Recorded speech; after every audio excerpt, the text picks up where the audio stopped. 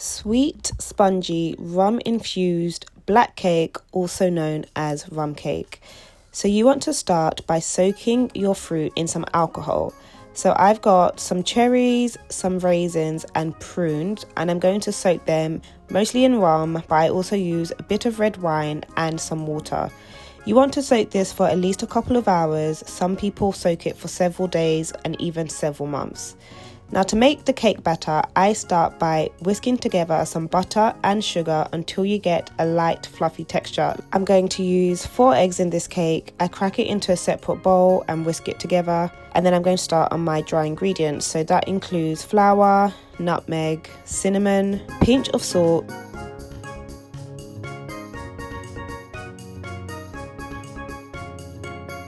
I also add a bit of lime zest.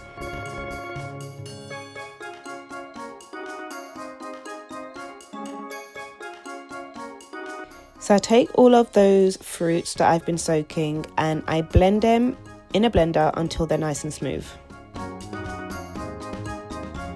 And then it's time to start to combine everything together. So I've got my butter and sugar mix and I'm going to start to mix in the blended fruits bit by bit. Next, I sieve in the dry ingredients and I just mix that into the wet mixture.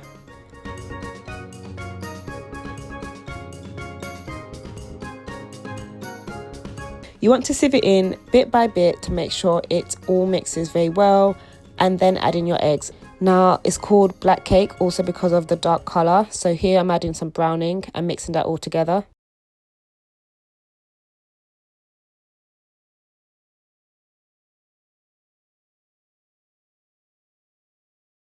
And now you can sort of get an idea of the sort of texture you want your cake mix to be.